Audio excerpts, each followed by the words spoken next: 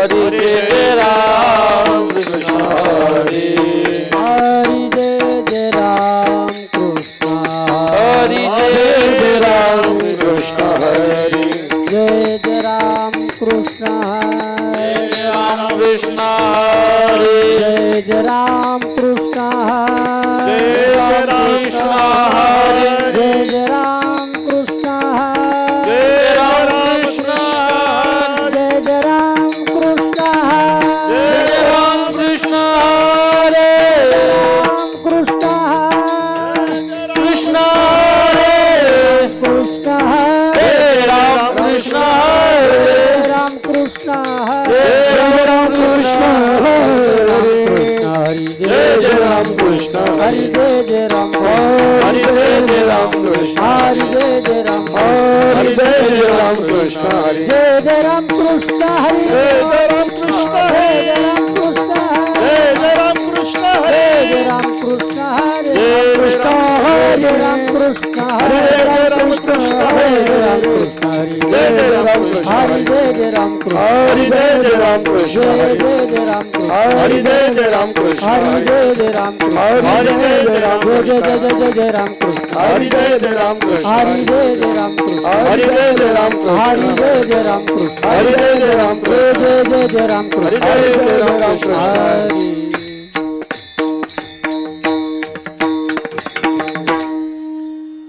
ध्यान उभे विटेवरी कर कटावरे ठेवोनिया कर कटावरी ठेवोनिया कर कटावरी ठेवोनिया सुंदर ते ध्यान उभे विठेवारी कर कटावरी ठेवोनिया कर कटावरी ठेवोनिया कर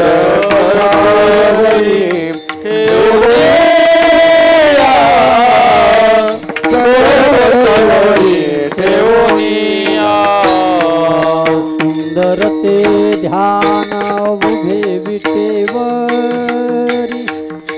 कर कटावरे ठेवोनिया कर कटावरी ठेवोनिया कर कटावरी ठेवोनिया सुंदर ते ध्यान उभे देवारी कर कटावरी ठेवोनिया कर कटावरी ठेवोनिया कर कटावरी ठेवोनिया तुळसी हार गळा कसे पितांबर तुळसी हार गाते पितांबर तुळसी हार गळा कसे पितांबर तुळसी हार गाते पितांबर तुळसी हार गळा कासे पितांबर आवडे निरंतर हेची ध्यान आवडे निरंतर हेची ध्यान आवडे निरंतर हेची ध्यान तुळसी हार गाते पितांबर आवडे निरंतर हे ध्यान आवडे निरंतर हे ध्यान आवडे निरंतर हे ध्यान मकर कुंडले तळपती श्रवणी कंटिक वस्तुभमनी विराजित कंटिक वस्तुभमनी विराजिता कंटिक वस्तुभमनी विराजिता मकर कुंडले तळपती श्रवणी कंटिकौस्तुभमणि विराजित कंटिकौस्तुभमणि विराजित कंटिकौस्तुभमणि विराजित तुलसी हार गळा कासे पितांबर तुलसी हार गळा कासे पितांबर तुलसी हार गळा कासे पितांबर तुलसी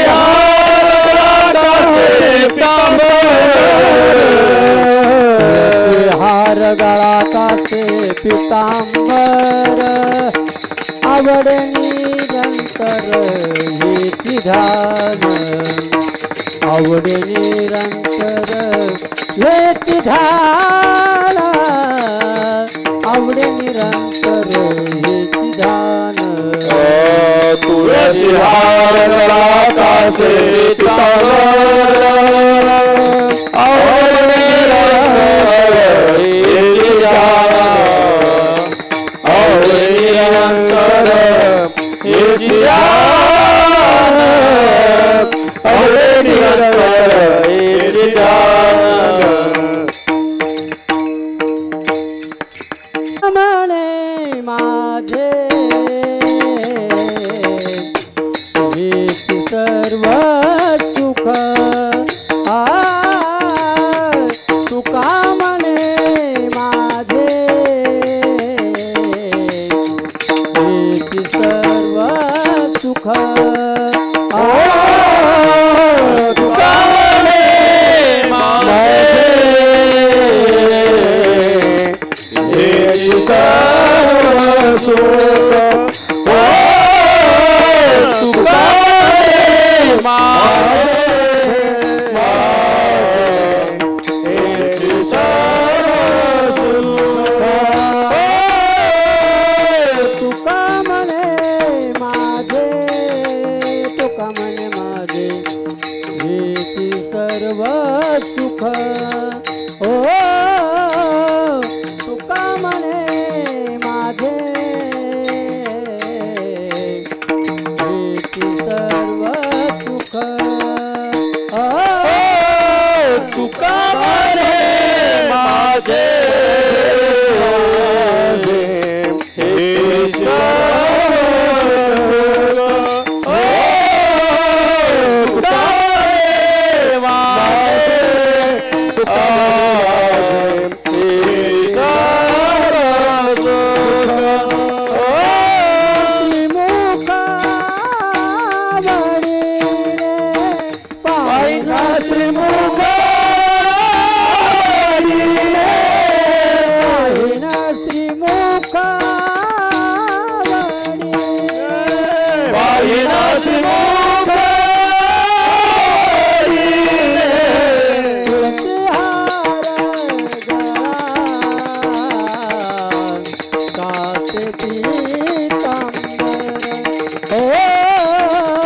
तुळसी हार गळा तुळसी हार गळा कासे पीतांबर तुलसी हार गळा कासे पीतांबर तुलसी हार गळा कासे पीतांबर आवड निरंतर हेची ध्यान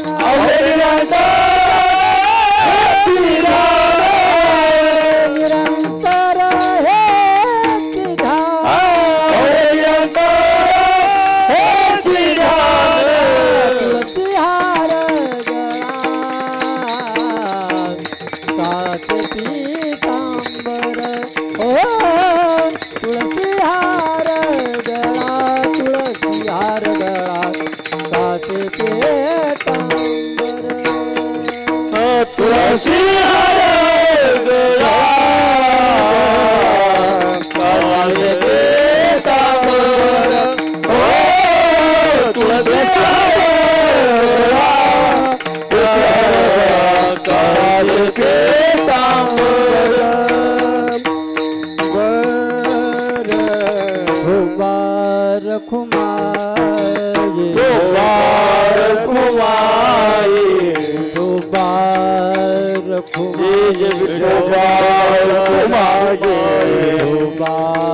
खुमार विठोबार खुमार विठोबार खुमार जय जय विठोबार खुमार विठोबार खुमार जय विठोबार खुमार विठोबार खुमार विठोबार खुमार विठोबार खुमार विठोबार खुमार विठोबार खुमार विठोबार खुमार जय जय विठोबार खुमार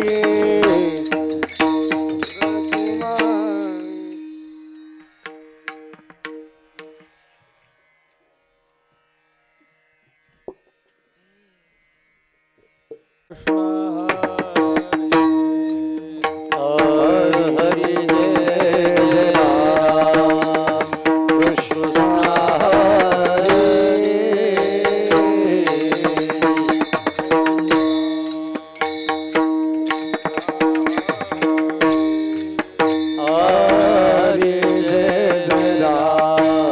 कृष्ण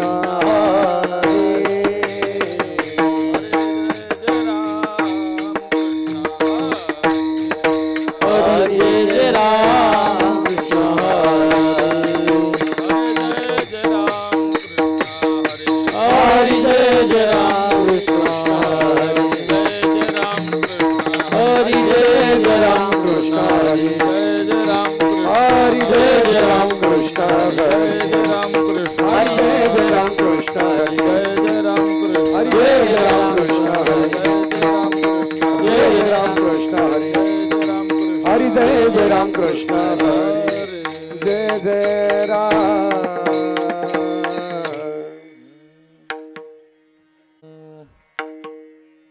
रूप पाहता लोचनी सुख झाले हो साधनी पाहता लोचनी सुख झाले हो साधनी रूप पाहता लोचनी सुख झाले हो साधनी रूप पाहता लोचनी सुख झाले हो साधनी तो हा विठ्ठल बरवा तो हा माधव बरवा तो हा माधव बरवा तो हा माधव बरवा तो हा विठ्ठल बरवा तो हा माधव बरवा तो हा माधव बरवा तो हा माधव बरवा बहुत सुकृताचे जोडे म्हणून विठ्ठले आवडे बहुत सुकृताचे जोडे म्हणून विठ्ठल आवडी तो हा विठ्ठल बरवा तो हा माधव बरवा तो हा माधव बरवा तो हा माधव बरवा तो हा विठ्ठल बरवा तो हा माधव बरवा सर्व सुखाचे आगर बापा रखुमादेवी सर्व सुखाचे आगर बाबा रखुमादेवी सर्व सुखाचे बाबा रखुमादेवी सर्व सुखाचे आगर बाबा रखुमादेवी हा विठ्ठल बरवा तो हा माधव बरवा तो हा विठ्ठल बरवा तो हा माधव तो हा विठ्ठल बरवा तो हा माधव बरवा तो हा विठ्ठल बरवा तो हा माधव बरवा जय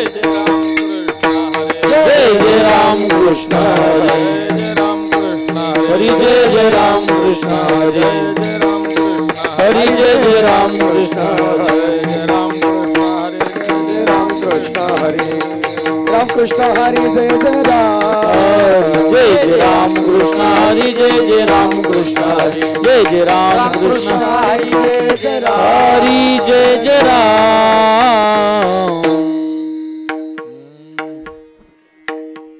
नामाचे चिंतन प्रगट पसारा नामाचे चिंतन प्रगट पसारा नामाचे चिंतन प्रगट पसारा नामाचे चिंतन प्रगट पसारा असाल ते करा जेथे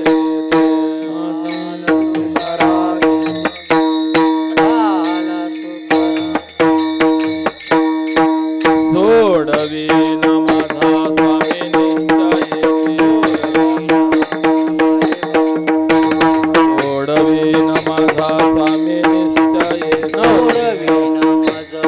हाती कीर्तने प्रतिज्ञा हे दासी केली आम्ही प्रतिज्ञा दासी केली आहे प्रतिज्ञा दासी केली नाही गुण दोष नाही पाहत कीर्तन गुण दोष नाही पाहत गुण दोष नाही पाहत कीर्तन दोष नाही पाहता कीर्तन प्रेमे चक्र पाणी वश्य होय प्रेम चक्र पाणी प्रेम चक्र पाणी तुका म्हणे कडू वाटतो प्रपंच तुका म्हणे कडू वाटलो प्रपंच तुका म्हणे कडू वाटतो प्रपंच तुका म्हणे कडू वाटलो प्रपंच रोकडे रोमांच कंठ दाटे रोमांच रोकडे रोमांच कंठ सोडवी न माझा स्वामी निश्चय सोडवी न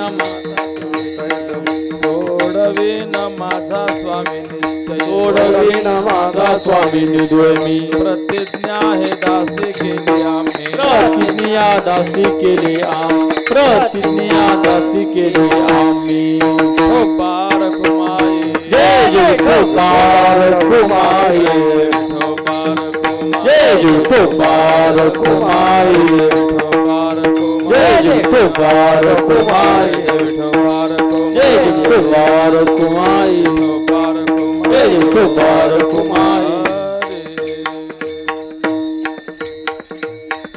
भगवान महाराज आणि शैलेश महाराज वा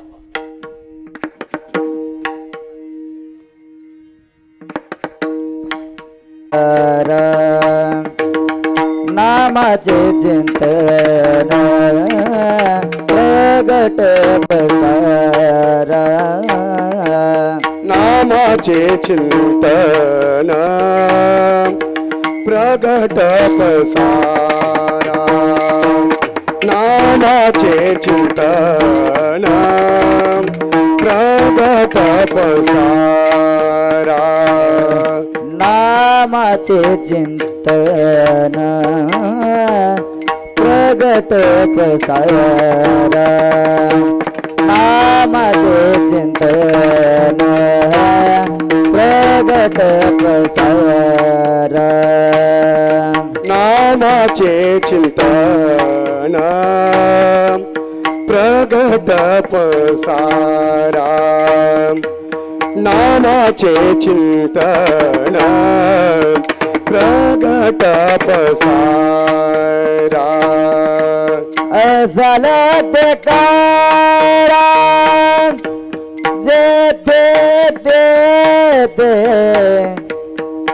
झाला ते कारा जेथे ते सोडवेल माझा स्वामी निशेसे सोडवेन माझा स्वामी निशेसे असला ते करा जेथे ते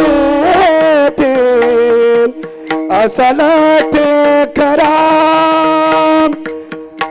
जेथे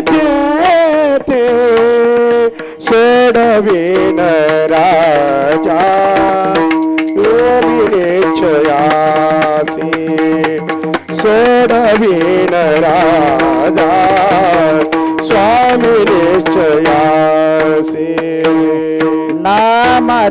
चिंतन प्रगट पसार नामाचे चिंतन प्रगट पसार नामाचे चिंतन प्रगट पसारा नामाचे चिंतन प्रगट पसारा असलत करा जेथे दे दे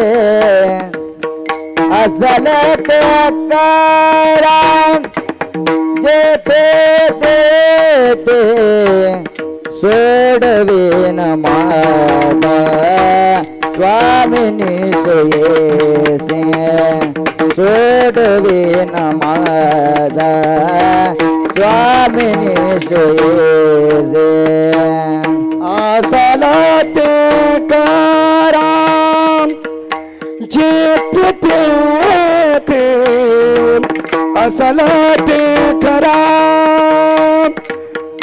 जेथे ते सोडवीन राजा स्वामिनी चयासे सोडवीन राजा स्वामिनी चयासे प्रतिज्ञा हे दासे केले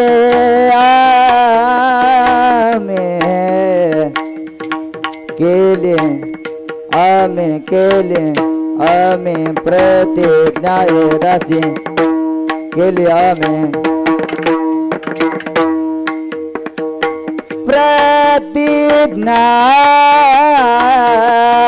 हे दासी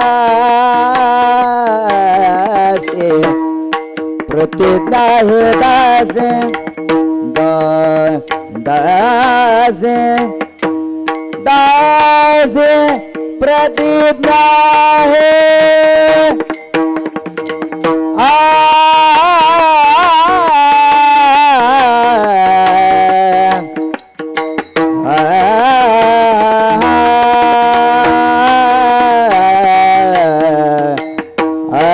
प्रतिज्ञा है दासी के लिए आमें प्रतिज्ञा है दासी के लिए आमें प्रतिज्ञा हे दासी केले आसे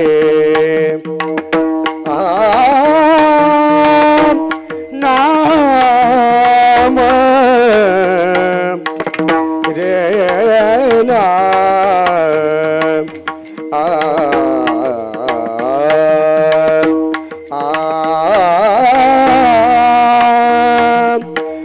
प्रतिज्ञा हे दासी दासी प्रतिज्ञा हे दासी केले आसे केले आसे केले आसे आना राव रे ना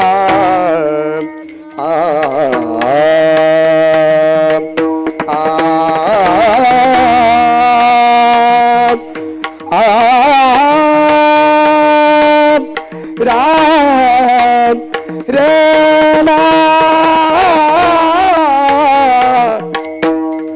प्रतिज्ञा हे दासी केले केले आसे केले केले आसे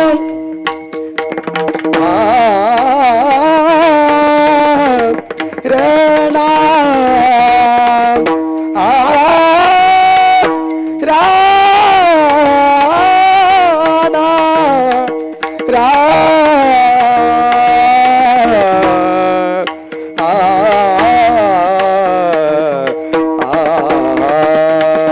प्रतिज्ञा है राजी केले आमें प्रतिज्ञा है राजी केले आमें प्रतिज्ञा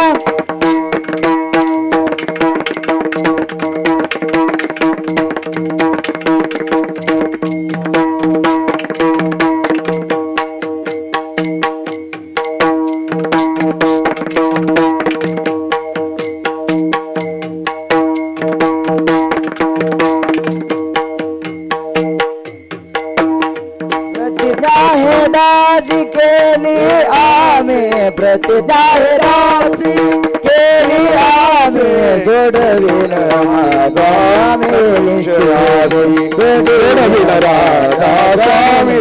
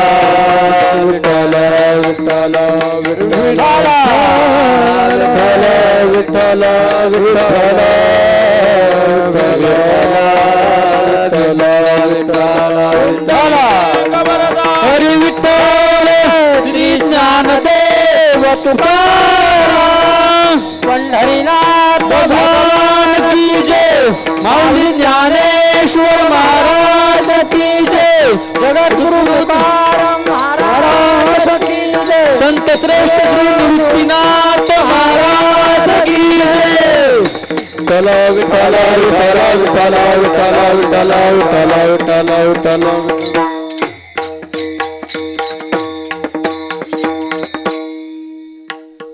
पांडुरंगा करू प्रथम नमन दुसरे चरण संतांचिया त्यांच्या कृपादाने कथेचा विस्तारो बाबाजी सद्गुरु दास तुका जयांची केलिया स्मरण होय सकळ विद्यांचे अधिकरण तेची वंदु श्री चरण श्री सद्गुरूंचे ते नमस्कारोणी आता ओम नमो ज्ञानेश्वरा करुणाकरा दयाळा तुमचा अनुग्रह लाधलो पावन झालो चराचरी नामाचे चिंतन प्रगट पसारा असाल ते करा जेथे तेथे सोडविन माझा स्वामी निश्चयीसी प्रतिज्ञा हे दासी केली आम्ही गुणदोष नाही पाहत कीर्तनी प्रेमे चक्रपाणी वश्य होय तुका म्हणे कडू वाटतो प्रपंच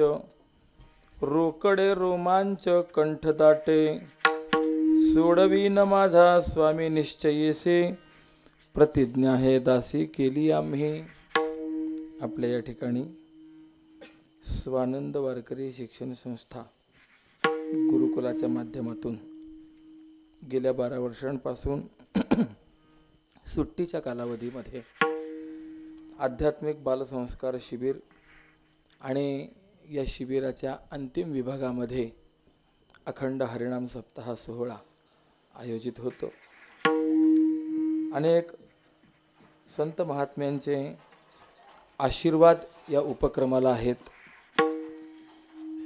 आपल्या सर्वांचे परमस्नेही परमश्रद्धेय हरिभक्तीपरायण गुरुवर्य श्री विजय महाराज चव्हाण यांच्या माध्यमातून हा उपक्रम केला जातो।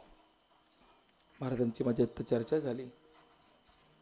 पहिलं वर्ष त्र्यंबकेश्वरी आणि त्यानंतर मग आपल्या या क्षेत्रामध्ये हा उपक्रम पुढे चालला आहे। अर्थात निवृत्तीनाथ महाराजांचा आशीर्वाद घेऊन या उपक्रमाला आरंभ झाला आणि आज 12 वर्ष या उपक्रमाला पूर्ण होत आहेत। सुट्टीच्या कालावधीमध्ये विद्यार्थ्यांचा काळ हा खेळण्यामध्येच बहुधा जातो. परंतु आयुष्यातलं हे वय असं आहे की एक एक क्षण हा महत्त्वाचा आहे. म्हणून असं एक वर्णन आलंय, क्षणशः कणकश्चैव विद्याम अर्थंच साधयेत. क्षणाक्षणाने आपण विद्या साठवावी आणि कणाकणाने धन साठवावं. कारण एक एक क्षण जर वाया गेला तर पुन्हा आयुष्यात विद्या मिळणार नाही, आणि एक एक कण जर वाया झाला तर आपण कधी मोठे होऊ शकणार नाही. बघा, आपल्याकडे काही नद्या असतात आणि त्यांचं वैशिष्ट्य असं असतं, पावसाळा आला की वरनं पाणी येतं, नद्यांमध्ये तुडुंब पाणी असतं, ते पाणी पुढे निघून जातं, आणि उन्हाळ्यामध्ये त्या नद्या कोरड्या पडतात. म्हणजे नदीमध्ये पाणी येतं, पण एकदा पुढे गेलेलं पाणी पुन्हा कधीतरी पाठीमागे फिरतं का?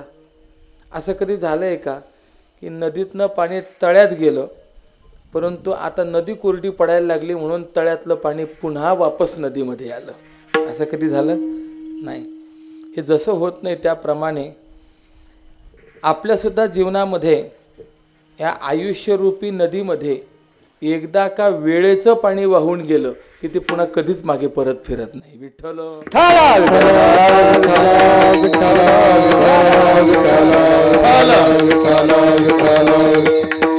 आणि असं असल्यामुळे आपल्या आयुष्यातील वेळ ही अत्यंत महत्त्वाची आहे, आणि त्यातले त्यात बाल अवस्थेतील वेळ ही तर अतिशय महत्त्वाची आहे.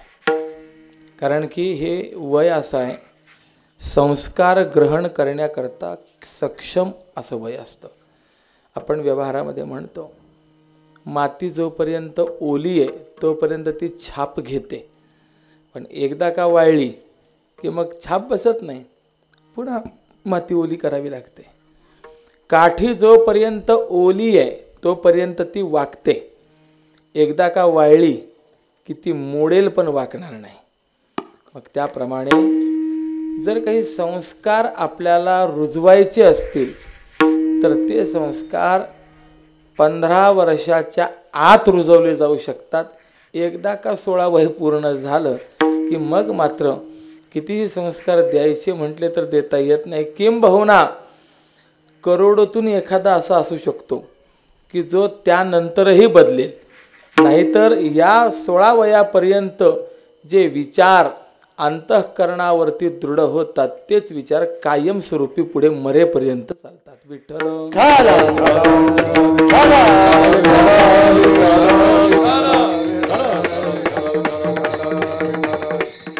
आणि म्हणून शास्त्रकारांनी असं सांगितलंय, लालयेत पंचवर्षांनी.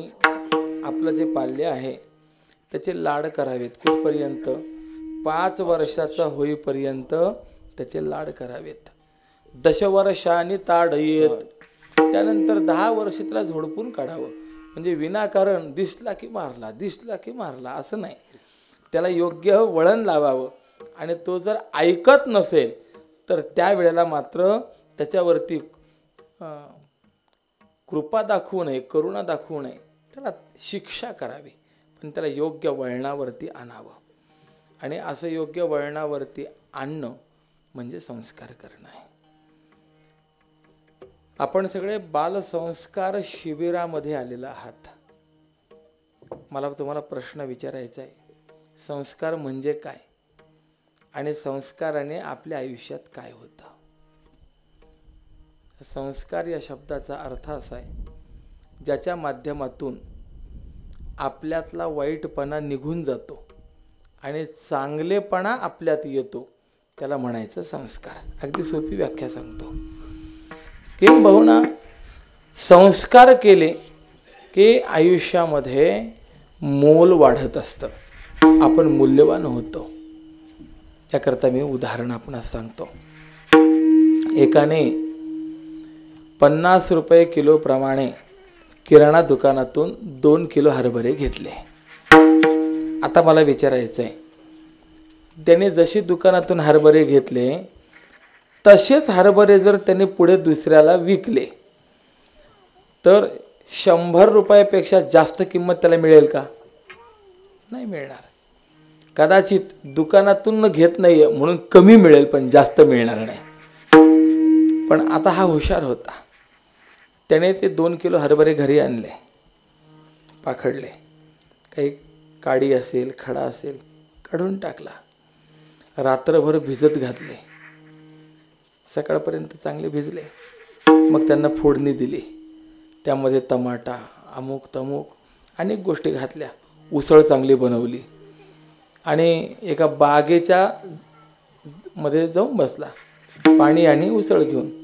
बागेत फिरायला येणारी माणसं कुणी उसळ मागितली, 10 रुपयाला 1 द्रोणभर उसळ द्यायची आणि 1 ग्लासभर पाणी द्यायचं. दिवसभर धंदा केला आणि त्याला 500 रुपये मिळाले. आता हरभरे किती रुपयाचे घेतले होते? 100 रुपयाचे. त्याच्यामध्ये असं गृहीत धरा की आणखी त्यांनी पदार्थ टाकले 100 रुपयाचे. एकूण खर्च किती? 200 रुपये. याला मिळाले किती? 500 रुपये. आता मला विचारायचं आहे, याला 500 रुपये त्या हरभऱ्यांचे का मिळाले? त्याचं एकच उत्तर देता येईल, त्याने त्या हरभऱ्यावरती संस्कार केले म्हणून त्या हरभऱ्यांचं मूल्य वाढत गेलं. विठ्ठल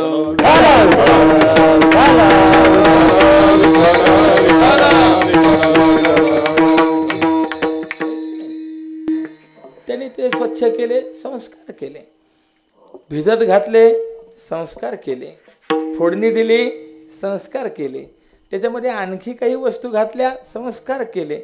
अर्थ असा आहे, जितके हरभऱ्यावर संस्कार जास्त झाले तितकी हरभऱ्याची किंमत वाढत गेली.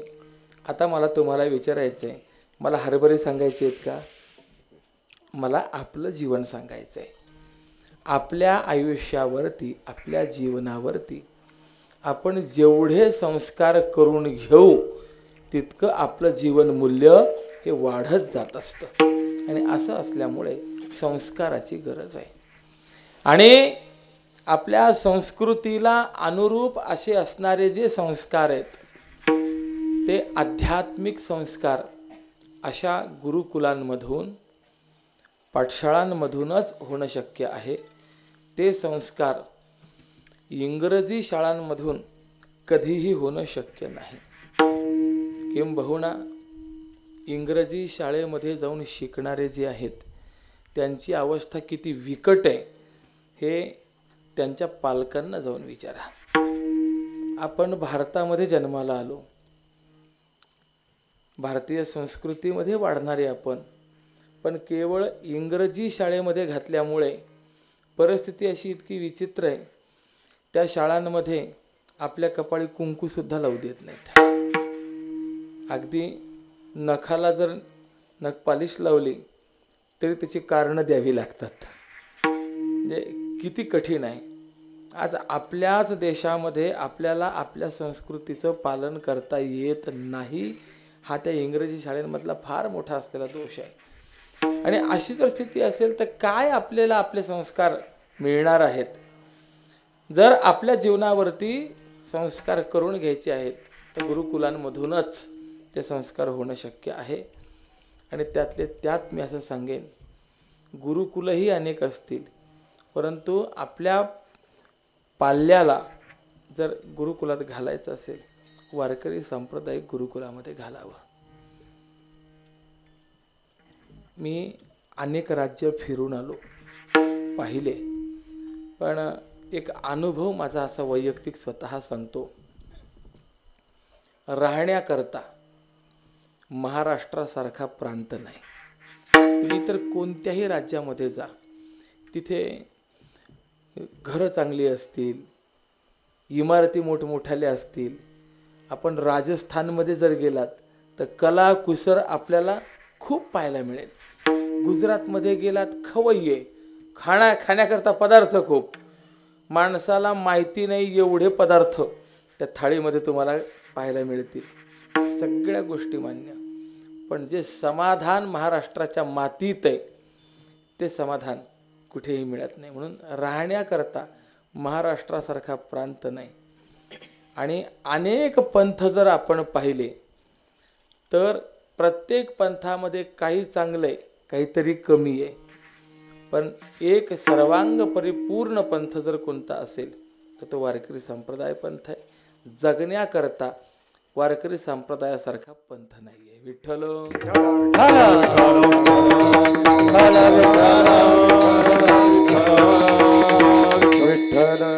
आणि म्हणून लहान वयामध्येच या संस्कार शिबिरांची आवश्यकता आहे. अर्थात गंमत अशी पण आहे की 15 दिवस आणि महिन्याभरामध्ये मुलांवरती किती संस्कार पडणार. परंतु हे संस्कार शिबिरात घालणं म्हणजे त्या मुलांच्या अंतःकरणामध्ये त्याची ओढ निर्माण करणे आणि हे संस्कार जपणं, संस्कार वाढवणं ही खरी जबाबदारी जर कुणाची असेल तर ती घरामध्ये आई वडिलांची जबाबदारी आहे. पारमार्थिक आणि व्यावहारिक दोन्हीही अंगांनी बालक हा समृद्ध झाला पाहिजे आणि त्याकरता ही परंपरा आपल्याला पाहायला मिळते. असो, संस्कारांना काय महत्त्व आहे याचा विचार थोडासा मी आपणासमोर मांडला आणि असे चांगले संस्कार आपल्याला या सुट्टीच्या कालावधीमध्ये आपल्या मुलांना मिळावेत म्हणून आपण या ठिकाणी या मुलांना आणून घातलेलं आहे.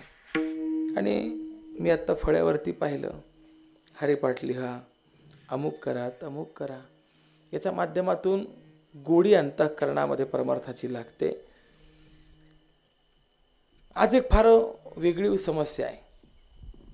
संस्थेमध्ये आणून घातलं की पालकांना असं वाटतं की यांनी 5-6 महिन्यात कीर्तनच केलं पाहिजे. ही पण एक भूमिका आहे की नाही.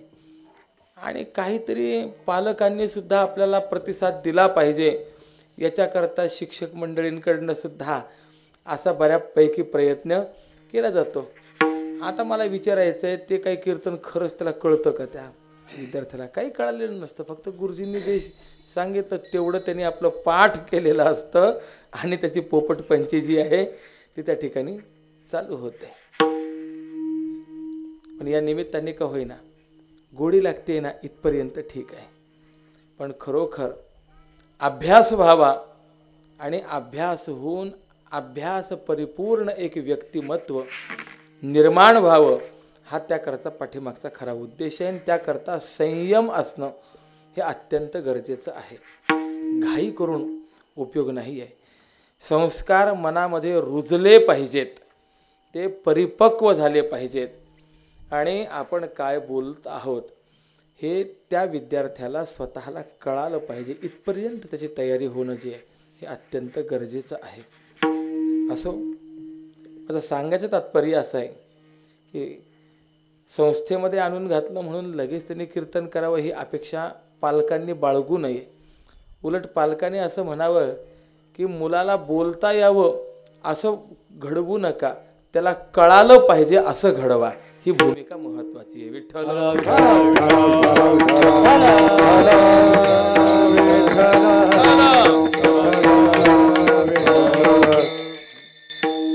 आणि तशा भूमिकेतून ज्या वेळेला पालक सुद्धा सहकार्य करतील निश्चितपणे त्यावेळेला संस्थेमधनं बाहेर पडणारा विद्यार्थी हा चमकेल, त्याला स्वतःला समाधान प्राप्त होईल.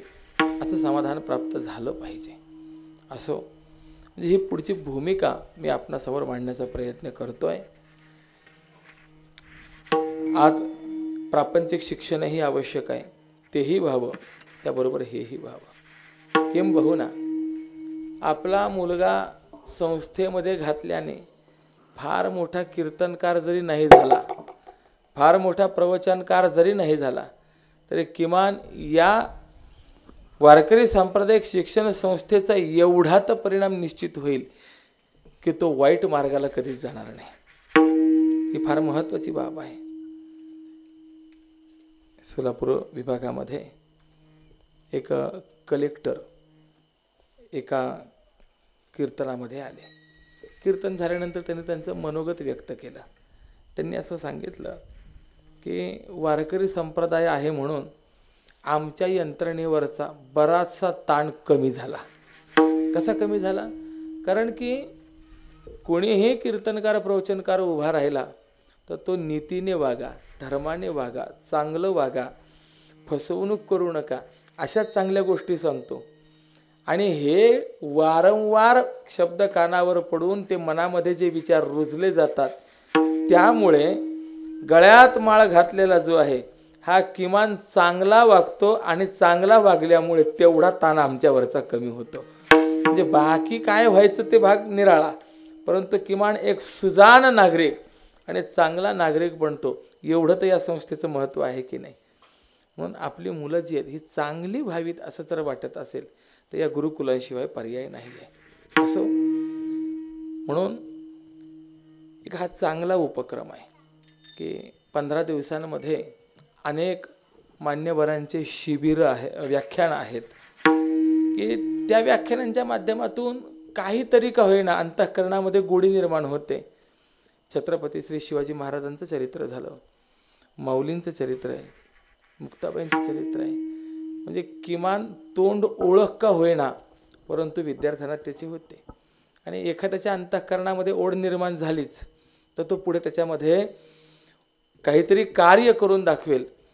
याकरता जी चटक लागणं आपण म्हणतो, ती चटक लावण्याचं कार्य जे आहे या बालसंस्कार शिबिरांच्या माध्यमातून होतं. विठ्ठल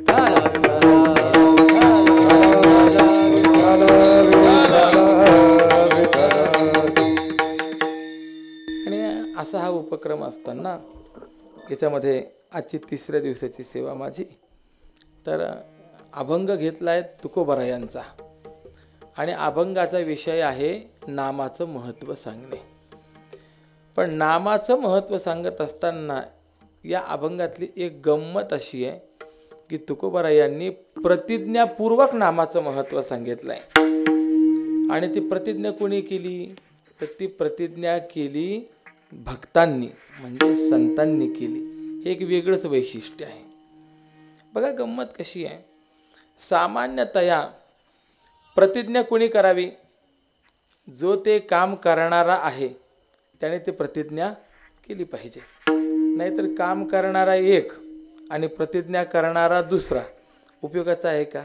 नाही. अगदी मी तुम्हाला उदाहरणाने जर सांगायचं म्हटलं, समजा मी आत्ता इथे अशी प्रतिज्ञा केली की मी प्रतिज्ञापूर्वक सांगतो आपलं कीर्तन झाल्यानंतर गणेश महाराज 10 भाकरी खाणार आहेत.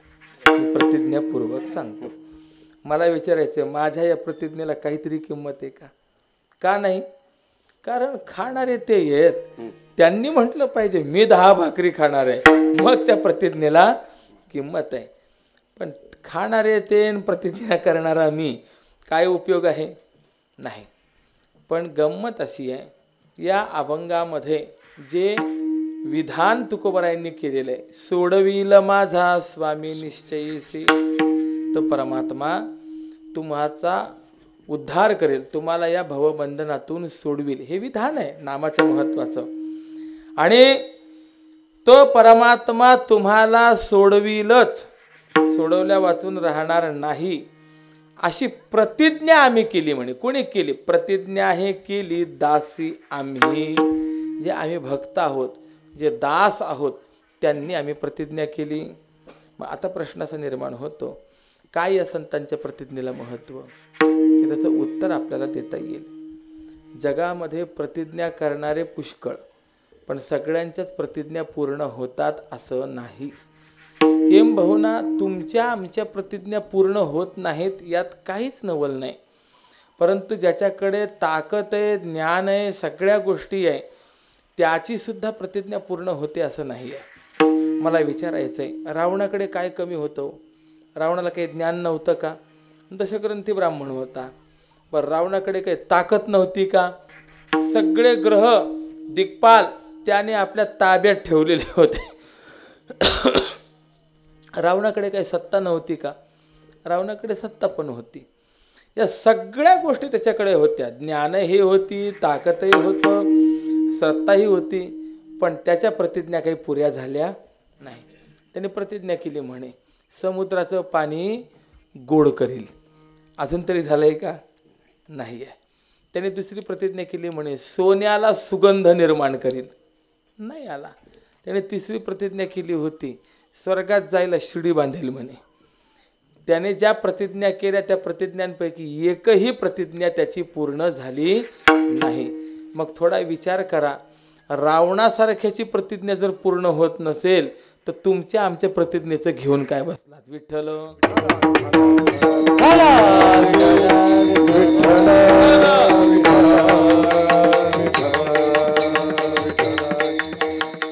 म्हणजे याचा सरळ सरळ अर्थ असा आहे की साधारण जीव हा प्रतिज्ञा तर करू शकेल, पण केलेली प्रतिज्ञा त्याची पूर्ण होईलच याची शाश्वती देता येत नाही.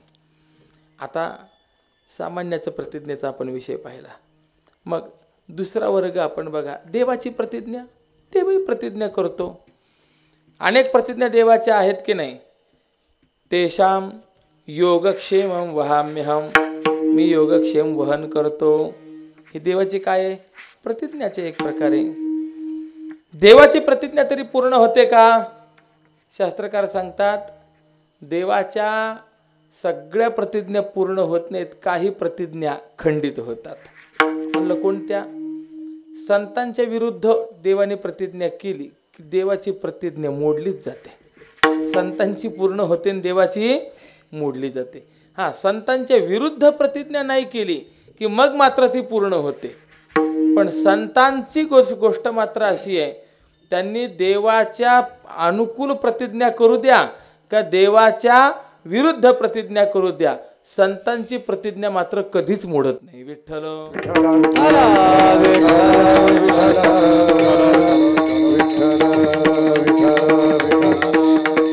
बघा, संतांच्या काही प्रतिज्ञा अशा आहेत देवाच्या अनुकूल प्रतिज्ञा आहे. घेईन मी जन्म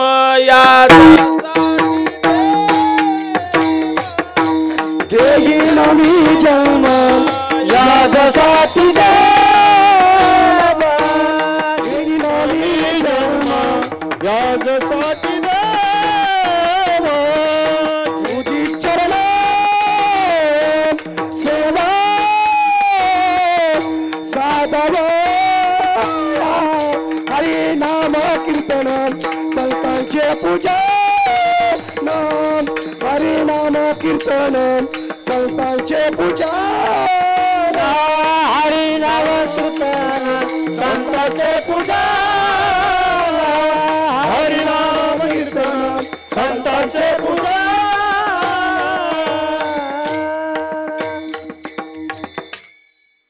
घेईन मी जन्म याजसाठी देवा, तुझी चरण सेवा साधावया.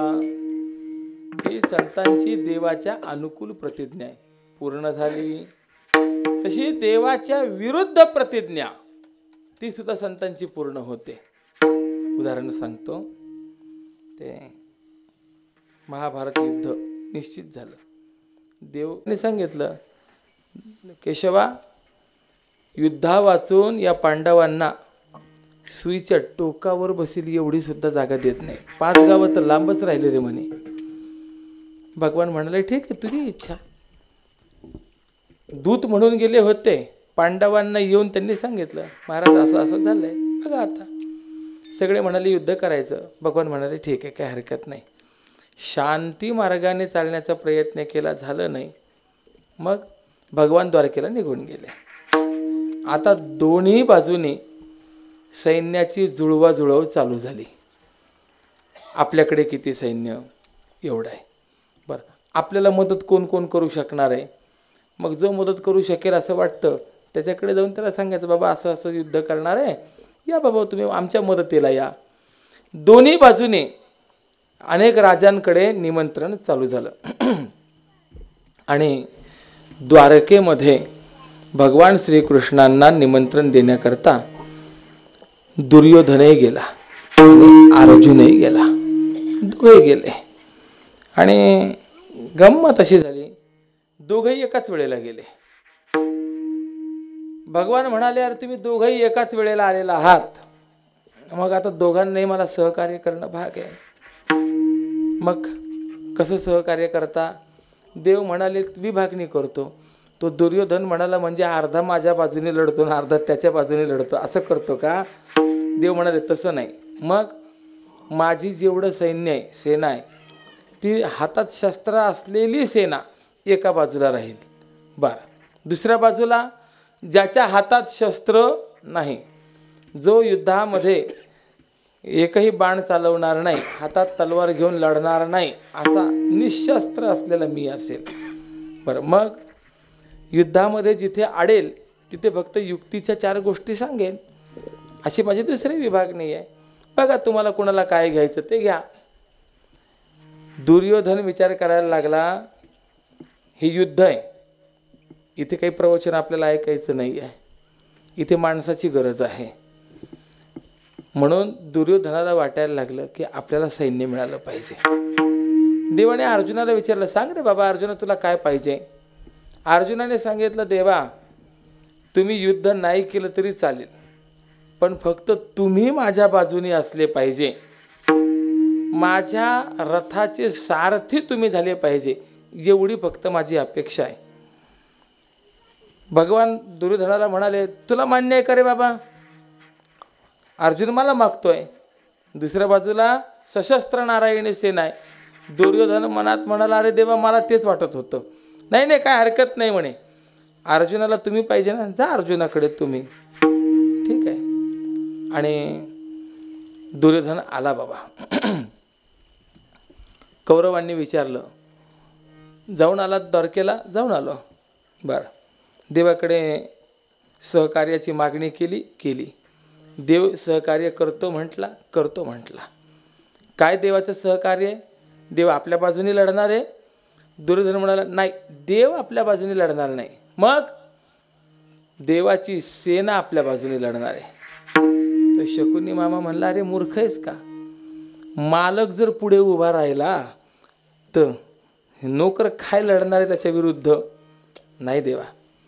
बरं, कृष्ण मग त्यांच्या बाजूने लढणार का? नाही, कृष्ण युद्धामध्ये येणार आहे, बरं, पण त्यांच्या बाजूने लढणार नाही. म्हणजे कृष्णाने प्रतिज्ञा घेतली आहे म्हणे, युद्धात हातामध्ये शस्त्रच घेणार नाही. ही प्रतिज्ञा ऐकली भीष्म पितामहांनी. आणि भीष्म पितामह म्हणाले, काय म्हणालात? काय देव हातामध्ये शस्त्र धारण करणार नाही युद्धामध्ये? होय. भीष्म पितामहाने लगेच गर्जना करून प्रतिज्ञा केली, जर देवाला हातात शस्त्र घ्यायला लावलं नाही तर मी स्वतःला गंगेचा पुत्र शंतनू नंदन म्हणवणार नाही. झालं. आता 2 प्रतिज्ञा समोरासमोर आल्या बघा, एक देवाची प्रतिज्ञा आणि एक भक्ताची प्रतिज्ञा. आता मला विचारायचं आहे, भीष्मांची प्रतिज्ञा देवाच्या प्रतिज्ञेला अनुकूल आहे का विरोधी आहे? विरोधी आहे की नाही? देव म्हणतो हातात शस्त्र घेणार नाही, भीष्म काय म्हणतात, त्याला हातात शस्त्र घ्यायला लावीन. विरोधी प्रतिज्ञा आहे की नाही? मग आता देवाची प्रतिज्ञा खरी होणार, पूर्ण होणार का भक्ताची प्रतिज्ञा पूर्ण होणार? सगळ्यांना एक कुतूहल होतं, कोडं होतं. आणि झालं, युद्ध चालू झालं. युद्धामध्ये भीष्मांनी अर्जुनाला सापडवलं आणि अर्जुनाशी युद्ध चालू केलं. असे बाणा सोडले, त्या अर्जुनाच्या छातीवरचं कवच फुटलं, डोक्यावरचं मुकुट उडून गेला आणि बाण असे मारले की अर्जुनाला हातसुद्धा हलवता येणार नाही.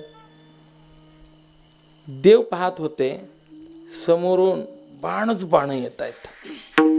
देव अर्जुनाला म्हणाले, अर्जुना बघ, अरे या एवढ्या सगळ्या युद्धामध्ये म्हातारा मनुष्य आहे, पण तरीसुद्धा कसा युद्ध करतो बघ.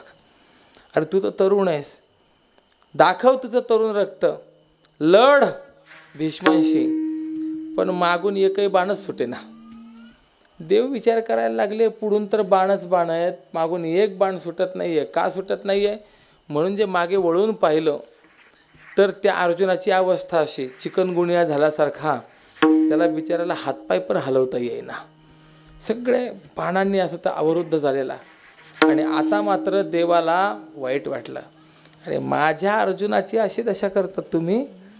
भगवंतांनी हातातले लगाम सोडून दिले, रथातनं खाली उडी मारली.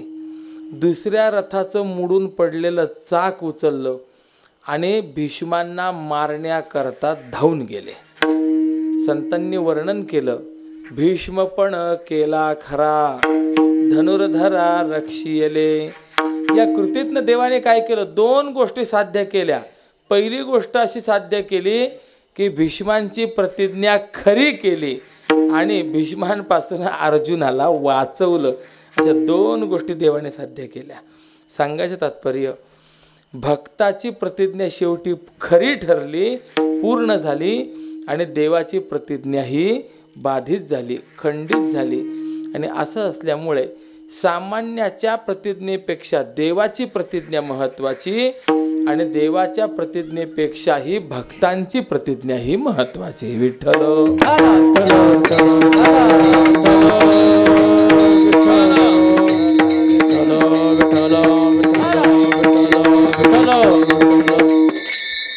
आणि असं असल्यामुळे संतांनी ही प्रतिज्ञा केली, सोडवीन माझा स्वामी निश्चयसी. ही प्रतिज्ञा कोणी केली? संतांनी केली. प्रतिज्ञा आहे दासी केली आम्ही. असं असल्यामुळे या प्रतिज्ञेला विशेष महत्त्व आहे. अभंगाला वजन जे आलं ते वजन या संतांच्या प्रतिज्ञेमुळे आलं. बरं ठीक आहे, विचारा आपण तुकोबारा यांना, महाराज तुमचा देव आम्हाला या संसारातून सोडविल? हो सोडविल. संकटातून बाहेर काढील. पण मग त्याच्याकरता आम्ही काय केलं पाहिजे? तर तुकोबाराय सांगता, तुम्ही भगवंताचं नाम घेतलं पाहिजे, तुम्ही नामाचे धारक झालं पाहिजे. आम्ही नामाचे धारक, नेणो प्रकार आणिक, असे तुम्ही झाले पाहिजे. मग सगळ्यांनी सांगितलं ठीक आहे, काही हरकत नाही, आम्ही नामधारक व्हायला तयार आहे. तो देव आपल्या नावाकरता जर काम करत असेल ना, काही हरकत नाही. बरीच माणसं असतात की नाही, अशी इच्छा जरी नसली तरीसुद्धा नाव जाऊ नये म्हणून नावाकरता ते काम करत असतात, नाव जपण्याचा प्रयत्न करतात. मग देवाचं नाव आम्ही घेऊ, देव आम्हाला संसारातून मुक्त करील, मान्य. पण आता प्रश्न असा निर्माण होतो, देवाचं नाव घ्यायचं ते केव्हा घ्यायचं, कसं घ्यायचं, कुठे घ्यायचं? तर तुकोबाराय त्या नामाचं सोपेपणा आम्हाला सांगतात. अरे केव्हा घ्यायचं, कुठे घ्यायचं आणि कसं घ्यायचं नाही, केव्हाही घ्या, कुठेही घ्या आणि कसंही घ्या. अभंगाचं प्रथम चरण. नामाचे चिंतन प्रगट पसारा, नामाचे चिंतन प्रगट पसारा, नामाचे चिंतन प्रगट पसारा, नामाचे चिंतन प्रगट पसारा, नामाचे चिंतन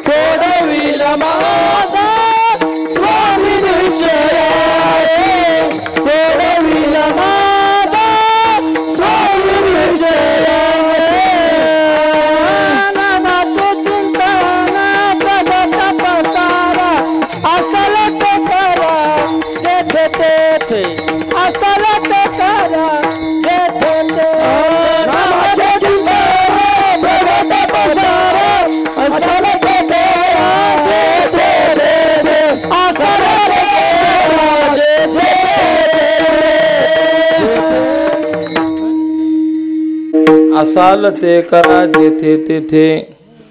या नामाचं वैशिष्ट्य असं आहे की ते चिंतन प्रगट करण्यासारखं आहे.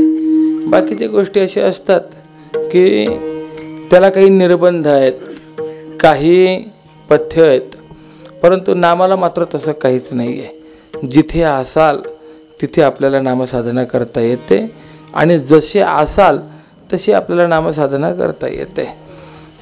कितीतरी आपल्याला उदाहरणं सांगता येतील.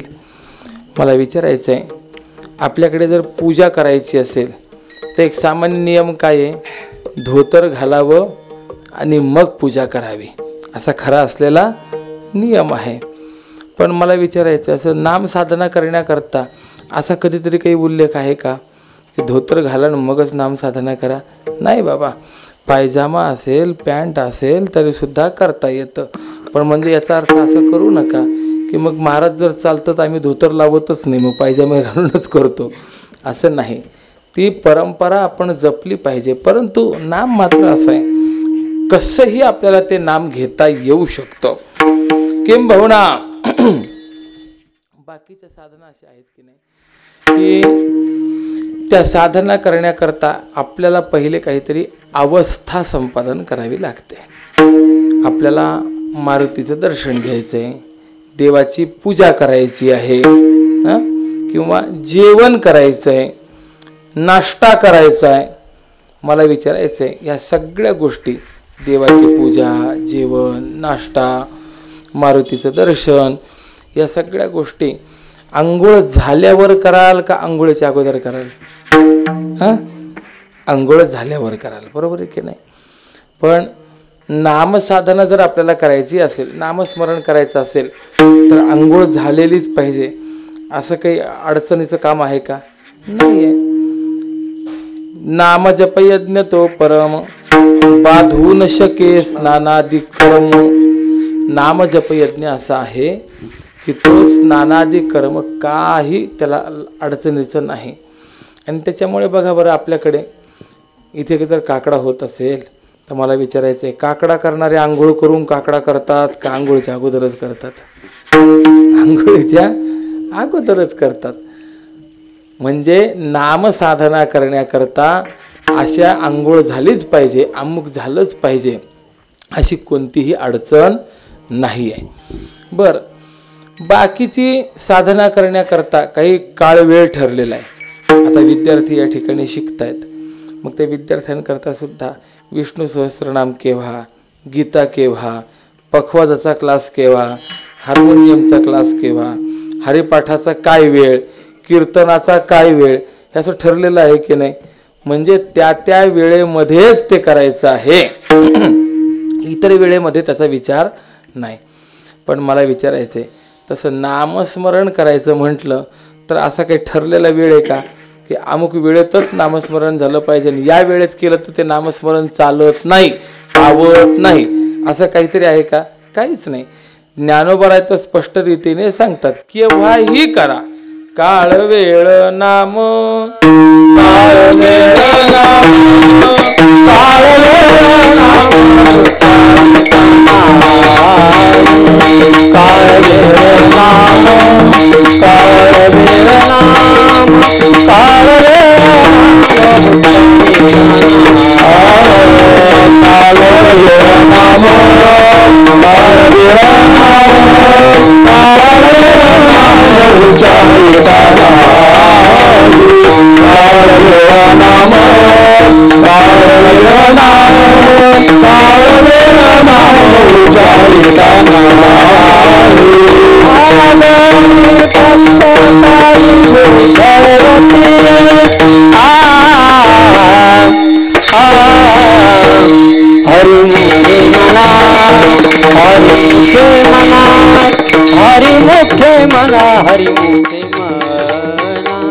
हरि मुखे मना, हरि मुखे मना, हरि मुखे मना.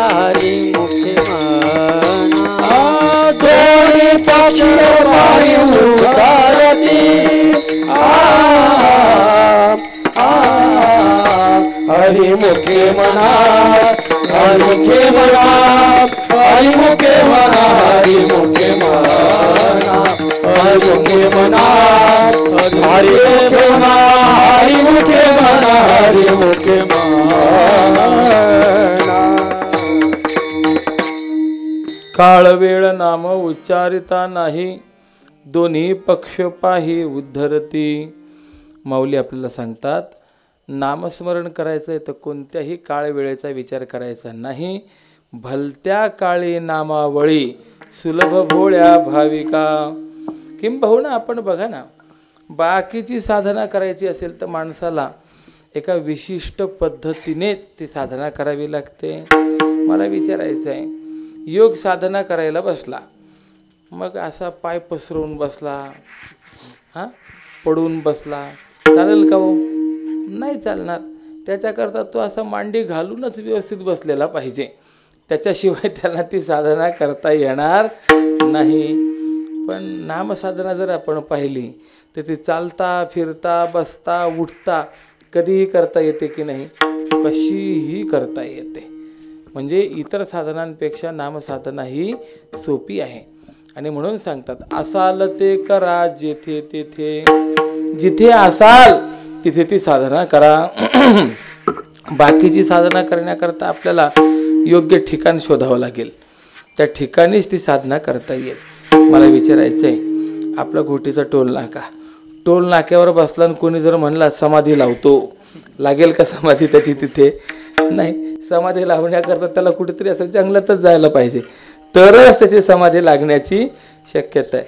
पण मला विचारायचं, कोणी जर म्हटलं नाही टोल नाक्यावर बसतो पण रामकृष्ण हरी असं नामस्मरण करतो, तर मला विचारायचं आहे करता येईल की नाही? करता येईल. केम भावना समाधी पण लावतो आणि शेती पण करतो, असं जर दोन्ही करतो म्हटलं तर करता येईल का त्याला? नाही करता येणार. किंवा अभ्यास करतो आणि शेती करतो, म्हणजे ज्ञान मार्ग आणि शेती दोन्ही एकत्र करतो म्हटलं जमेल का? नाही जमणार. पण नाम मात्र असं आहे की ते काम करता करता सुद्धा आपल्याला करता येतं. कामामध्ये काम काही म्हणा राम राम, जाईल भवश्रम सुख होईल दुःखाचे. आणि म्हणून आपण बघा संतांनी सुद्धा काय केलं? असंच केलं. संत श्रेष्ठ श्री सावता महाराज ज्यावेळेला मळ्यात जायचे, ते आपलं भाजीपाला वगैरे होता त्याचं काम करताना देवाचं नामस्मरण करायचे. कांदा मुळा भाजी अवघे विठाबाई माझी. संत श्रेष्ठ श्री गोरोबा काका जर आपण पाहिले तर ते माती तुडवायचे, पण माती तुडवता तुडवता सुद्धा हातात चिपळ्या असायच्या आणि देवाचं नामस्मरण करायचे. राम कृष्ण हरी जय जय राम कृष्ण हरी, राम कृष्ण हरी जय जय राम कृष्ण हरी जय जय राम कृष्ण हरी, राम कृष्ण हरी राम कृष्ण हरी, राम कृष्ण हरी जय जय राम कृष्ण हरी, राम कृष्ण हरी जय जय राम कृष्ण हरी, राम कृष्ण हरी जय जय राम कृष्ण हरी, राम कृष्ण हरी जय राम कृष्ण हरी, राम कृष्ण हरी जय जय राम कृष्ण हरी, राम कृष्ण हरी जय जय राम कृष्ण हरी, राम कृष्ण हरी जय जय राम कृष्ण हरी, राम कृष्ण हरी जय जय राम कृष्ण हरी, राम कृष्ण हरी जय जय राम कृष्ण हरी, राम कृष्ण हरी जय जय राम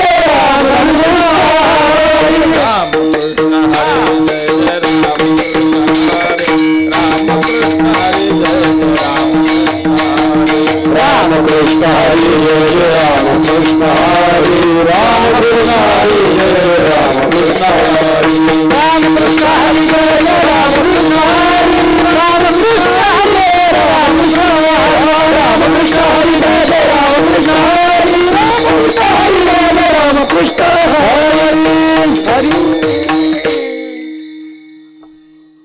गोरोबा काका माती तुडवताना सुद्धा रामकृष्ण हरी. आपण शेती करताना रामकृष्ण हरी का म्हणू शकत नाही? मी एक महात्मा असे पाहिले बरं का, नर्मदा परिक्रमा करून आले होते, पण जोपर्यंत जागे तोपर्यंत राम कृष्ण हरी राम कृष्ण हरी सारखा त्यांचा जप चालू असायचा. काही जरी काम करायला लागले तरी सुद्धा त्यांचा जप मात्र चालूच असायचा. असाल ते करा जेथे तेथे. संत श्रेष्ठ श्री नरहरी महाराज हे सोन्याचे अलंकार बनवायचे पण त्यावेळेला नामस्मरण करायचे. संत श्रेष्ठ श्री जनाबाई दळण करायच्या, कांडायच्या, पण हे सर्व करत असताना दळिता कांडिता तुझं गायीन मी अनंता. जे काही काम चालू असेल ते काम करताना मला विचारायचंय, जनाबाई जर दळताना कांडत असताना नामस्मरण करू शकतात तर आपण भाकरी घालताना नामस्मरण करू शकत नाही काय? उलट पक्षी स्वयंपाक करताना जर देवाचं नाम आलं तर त्या स्वयंपाकावरती सात्विक परिणाम होतील आणि ते अन्न खाणाऱ्यांच्या जीवनामध्ये सद्बुद्धी निर्माण होईल. गरज आहे या गोष्टीची. पण आज असं होतं, स्वयंपाक करणारे स्वयंपाक करताना हरिपाठ म्हणत नाहीत, रामरक्षा म्हणत नाही, पिक्चरची गाणी म्हणतात. आणि असे जर गाणी म्हणत स्वयंपाक असेल तर काय आमची बुद्धी चांगली व्हायची? खरं की नाही? पूर्वी असं होतं की नाही, पायात चप्पल म्हणजे फक्त घराच्या बाहेरच, हातपाय धुवून मगच घरात यायचं, अशी परिस्थिती होती. पण आता परिस्थिती अशी झाली, जमिनी काढून टाकल्या आपण आणि फरशा घातल्या. मग फरशा पडतात गार, त्याच्यामुळे निर्माण व्हायला लागले वातविकार, हातपाय वाकडे व्हायला लागले. मग डॉक्टर काय सांगतात, तुम्हाला गारठा भिनणार नाही याची काळजी घ्या. मग आता स्वयंपाक सुद्धा कसा चाललाय, चपला घालूनच. असा जर स्वयंपाक चालला असेल काय आमची बुद्धी चांगली व्हायची आहे? नाही. तर मला सांगायचं तात्पर्य आहे की व्यवस्थित रीतीने जर आपण प्रत्येक काम करत असताना नामस्मरण करायचं म्हटलं तर आपल्याला नामस्मरण करता येतं. असाल ते करा जेथे तेथे. आणि असं जर आपण नामस्मरण केलं, काहीही करत असताना आपलं नामस्मरण चालू ठेवलं तर परिणाम काय होईल? सोडवीन माझा स्वामी निश्चय. तो परमात्मा आपल्याला या संसार सागरातून भवबंधनातून सोडवल्या वाचून राहणार नाही, निश्चयाने सोडवेल. प्रतिज्ञापूर्वक आम्ही सांगतो. एवढं ऐकल्यानंतर काही जण तुकोबारायांना म्हणाले, महाराज तुम्ही म्हणतात ते बरोबर आहे, मान्य, पण एक शंका आहे म्हणे. काय शंका आहे? आम्ही देवाकडे जायचं, देवाचं नामस्मरण करायचं, पण आम्ही म्हणजे काही धुतल्या तांदळाची आहेत का? नाही. अनेक आपल्याकडे पाप आहेत की नाही, अनेक दोष आहेत आपल्याकडे. मग देव आपले दोष पाहून आपल्याला स्वीकारेल का? काय असतं, गुण पाहिले की मनुष्य स्वीकारतो, दोष पाहिले की त्याग करतो. मग आम्ही तर दोषाची राश आहे, मग तो परमात्मा आमचा स्वीकार करेल का? तर तुकोबाराय त्याला उत्तर देतात, त्याचं फक्त नाव घेतलं ना मग झालं. मग तो परमात्मा त्याच्यामध्ये गुण आहे का नाही त्याचा विचार करत नाही. नाव घेतो, त्याचा स्वीकार करतो. अभंगाचं तृतीय. गुण दोष नाही पाप कीर्तनी, गुण दोष नाही पाप कीर्तनी, गुण दोष नाही पाप कीर्तनी, गुण दोष नाही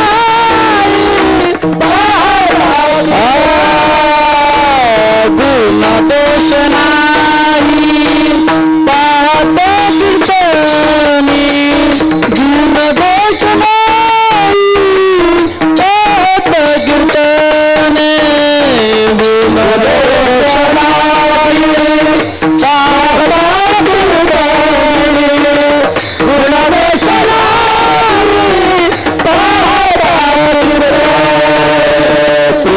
चक्रपाणी वश होय, प्रेम चक्रपाणी वश होय, सोडविला माझा स्वामी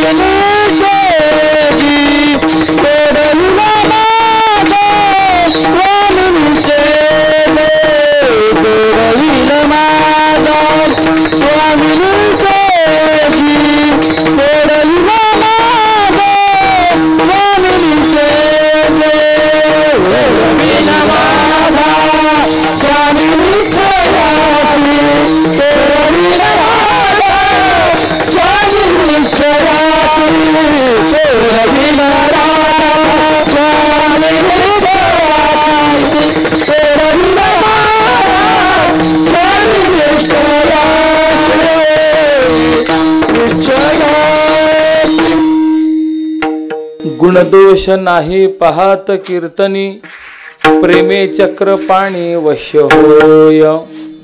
तो परमात्मा असा आहे, माझं नाव घेतो ना पुष्कळ झालं त्याला. मग त्याच्या ठिकाणी गुण आहे का दोष आहे त्याचा परमात्मा विचार करत नाही. जाणीव नेणीव भगवंती नाही, हरि उच्चारणी पाही मोक्ष सदा. परमात्मा असा आहे, तो भक्त जाणताय का नेणताय, चांगला आहे वाईट विचार करत नाही. आणि असंही आपल्याकडे सांगू काय, देवाने जर फक्त चांगल्यांचा स्वीकार केला असता, वाईटांना जर त्याने जवळ घेतलंच नसतं तर तो देवच म्हणवल्या गेला नसता. पण तो देव आहे, तो चांगल्यांनाही जवळ घेतो आणि वाईटांनाही जवळ घेतो. जर देव वाईट माणसाला जवळ घेत नसेल तर मला विचारायचं आहे, वाल्याचा वाल्मिकी कधीतरी झाला असता का? कधीच झाला नसता. पण झाला का झाला? देवाने विचार केला, असू देत पाप जरी याच्याकडे झालेला असेल, आता पश्चाताप झालाय ना, आता नामस्मरण करतोय ना. अहो राम म्हणता येत नाही, मरा का होईना म्हणतोय ना, करा याचा उद्धार. आणि देवाने त्याचा उद्धार केला. मला विचारायचं आहे, अशा ब्रह्महत्या राशी पातके अपार, ज्याला अपार ब्रह्महत्या ज्याच्याकडे आहेत, अपार पातक आहे, त्याचा सुद्धा उद्धार जर परमात्मा करत असेल, त्याचाही स्वीकार करत असेल, तर जो श्रद्धेने देवाचं नाव घेतो, प्रेमाने देवाचं नाव घेतो, देव त्याचं कल्याण करणार नाही का? केल्याशिवाय राहणार नाही. म्हणून प्रेमे चक्र पाणी वश्य होय. तो गुणदोष वगैरे काही पाहत नाही. मग समाजाला बरं वाटलं. आणि याच्या पलीकडे तुकोबाराने सांगितलं, अजून सांगू का म्हणे, देवाचं नाव असं आहे म्हणे की घ्यायला लागलं की गोडी निर्माण होते. आणि ती गोडी इतकी गोडी आहे, अमृतापेक्षा जास्त गोडी देवाच्या नामामध्ये आहे. अमृताहुनी गोड नाम तुझे देवा, अमृत जयास फिके पुढे. जिव्हे गोड 3 अक्षरांचा रस, अमृत जयास फिके पुढे.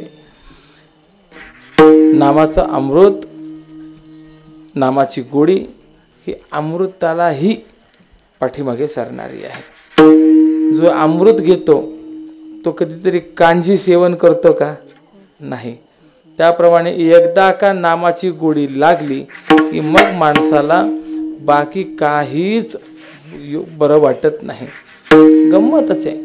कोणतीही बाब असू देत, जोपर्यंत हे पखवाजाचं सुद्धा गोडी निर्माण होत नाही तोपर्यंत वाजवू म्हटलं की त्याला असा संताप होतो, कंटाळा येतो, काय माझ्यावरती लादवलंय. अभ्यासाचं सुद्धा तसंच आहे. जोपर्यंत अभ्यासात गोडी निर्माण होत नाही तोपर्यंत अभ्यासाला बैस म्हटलं की ते पोरग रडायलाच लागतं. पण अभ्यासात गोडी निर्माण एकदा जर झाली, नको करू म्हटलं तरी ते केल्याशिवाय राहत नाही. का? फक्त गोडी निर्माण झाली असं आहे. मग त्याप्रमाणे एकदा का नामाची गोडी निर्माण झाली की मग नामाशिवाय मनुष्य राहू शकत नाही. मग त्याच्यासमोर कितीही आपण प्रलोभन आणून ठेवले तर ते प्रलोभन त्याला गोड वाटत नाही, त्याला कडू वाटतात. अभंगाचं शेवट. कामने कडू वाटते प्रपंच, कामन कडू वाटते प्रपंच, कामन कडू वाटते प्रपंच,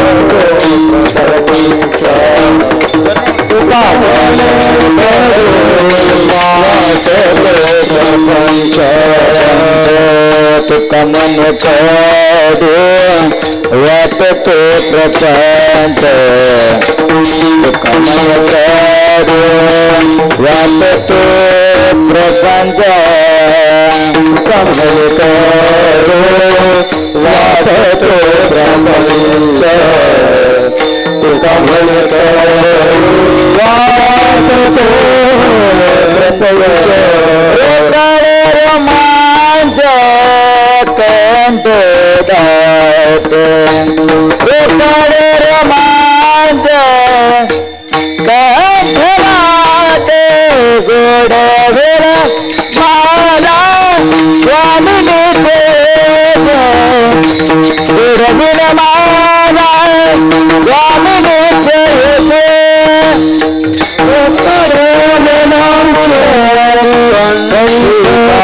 राते तो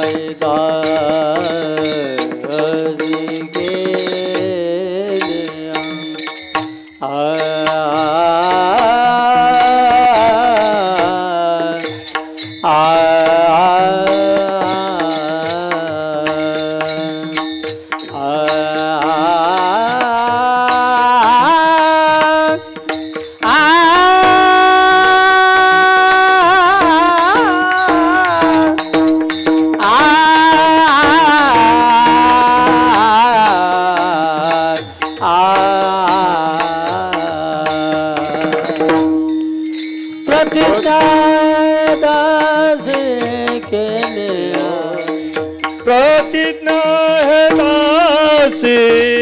के लिया में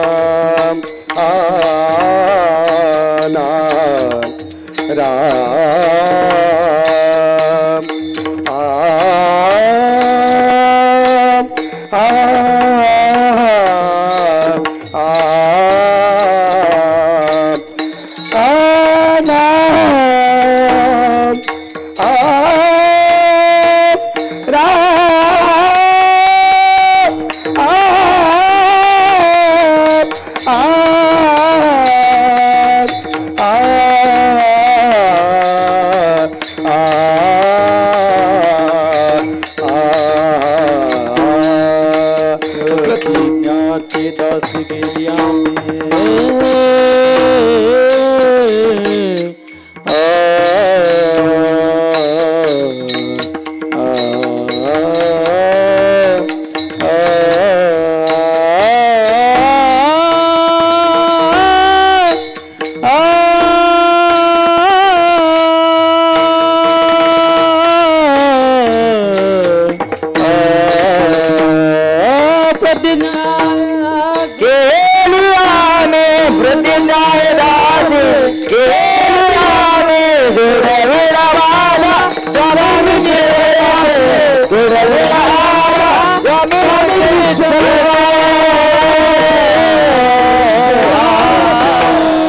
Kumar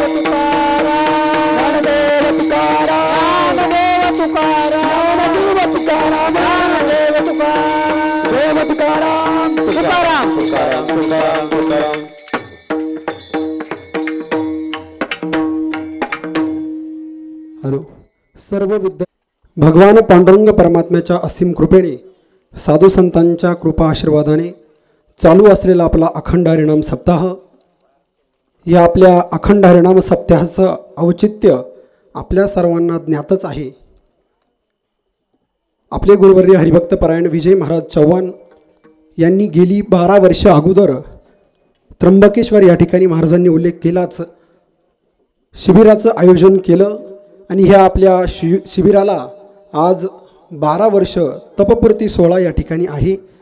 आणि या तपपूर्ती सोहळ्यानिमित्ताने आज आपण जो काही सप्ताह या ठिकाणी आयोजित केला, या सप्ताहामध्ये आजच्या 3ऱ्या दिवसाची कीर्तनरूपी सेवा हरिभक्त परायण जगदीश महाराज जोशी यांनी अतिशय सुश्राव्य असं कीर्तन अतिशय सोप्या भाषेमध्ये आपल्या विद्यार्थ्यांना समजेल असं एक कीर्तन या ठिकाणी सादर केलं. त्याबद्दल स्वानंद वारकरी शिक्षण संस्थेच्या वतीनं महाराजांचे मी आभार या ठिकाणी व्यक्त करतो.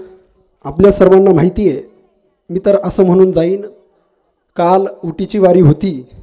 उटीच्या वारीला आपला सप्ताह चालू असल्यामुळे आपल्याला काही जायला जमलं नाही.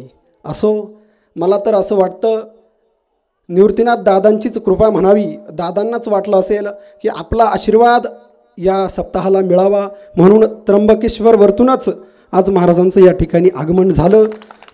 त्र्यंबकेश्वरवरतूनच निवृत्तीनाथ दादांचा महाराज या ठिकाणी आशीर्वाद आपल्या सर्वांसाठी घेऊन आले. असो, महाराजांचे आभार या ठिकाणी मी व्यक्त करतो. त्याचप्रमाणे आपल्या या सप्ताहासाठी 3ही दिवस सुंदर अशी गायनाची सेवा या ठिकाणी केली. हरिभक्त परायण गोविंद महाराज भगत असेल, हरिभक्त परायण शैलेश महाराज असेल, त्याचप्रमाणे आज विशेष अशी उपस्थिती आपल्याला ज्यांची लाभली ते दत्ता महाराज राक्षे असेल, आपल्या संस्थेतील ज्येष्ठ विद्यार्थी गायनाचार्य हरिभक्त परायण भगवान महाराज असेल, हरिभक्त परायण वैभव महाराज असेल, त्याच पद्धतीनं ज्येष्ठ विद्यार्थी आपल्या संस्थेतील मृदंगाचार्य गणेश महाराज असेल, हार्मोनियमची साथ करणारी अक्षय महाराज असेल, सर्वांचेच त्या ठिकाणी मनापासून आभार व्यक्त करतो. ज्या TV चॅनलवरती आपलं हा सप्ताह प्रसारित होत आहे त्या TV चॅनलचे शूटिंग करणारे काका असेल बालाजी TV चॅनल, यांचे देखील मी मनापासून आभार व्यक्त करतो. त्याचप्रमाणे सुनील साऊंड सर्व्हिसचे सर्वे अरुण नाना यांचे देखील मी मनापासून आभार व्यक्त करतो. विशेष म्हणजे सुंदर अशी साऊंड सिस्टीम अरुण नानांनी या ठिकाणी आपल्याला लावली बरं का. कशाही पद्धतीची शिट्टी वगैरे काही आपल्या या सप्ताहामध्ये त्यांनी आपण 3 दिवसापासून पाहत असाल, कधीच त्या ठिकाणी काही विघ्न आपल्या सप्ताहामध्ये साऊंडद्वारे आपल्याला आलं नाही. अशा क्रिटिकल सिच्युएशनमध्ये साऊंड लावण्याचा अनुभव आपल्या अरुण नानांना आहे. असो, त्यांचे देखील मनापासून मी आभार व्यक्त करतो.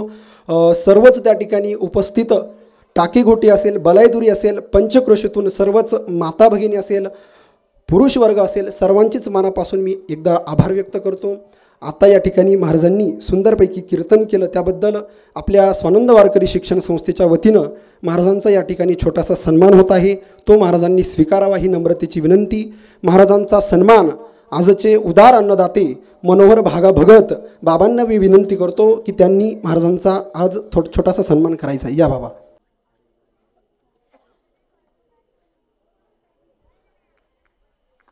पुंडली कवरधर विठ्ठल श्री ज्ञानदेव तुकाराम पंढरीनाथ भगवान की जय. माऊली ज्ञानेश्वर महाराज की जय. जगद्गुरु तुकाराम महाराज की जय. सद्गुरु जोग महाराज की जय. बोलतील विद्यार्थ्यांना अनुभवच आहे, काहीतरी विशेष आणि गोड असं काहीतरी आपल्याला आज मिळणार आहे. म्हणून बाबांची पंगत कधी असते, आपण भगवान महाराज कधीतरी आम्ही वाटच पाहत असतो. महाराज असो, सुंदरपैकी आपले उदार अन्नदाते मनोहर भागा भगत बाबांचा देखील या ठिकाणी सन्मान होत आहे. महाराजांना मी विनंती करतो की बाबांचा छोटासा सन्मान करायचा आहे. या नारळ घ्या. पुंडली कवरधर विठ्ठल श्री ज्ञानदेव तुकाराम पंढरीनाथ भगवान की जय. माऊली ज्ञानेश्वर महाराज की जय. जगद्गुरु तुकाराम महाराज की जय. बोलो रे भाई सब संतन की जय.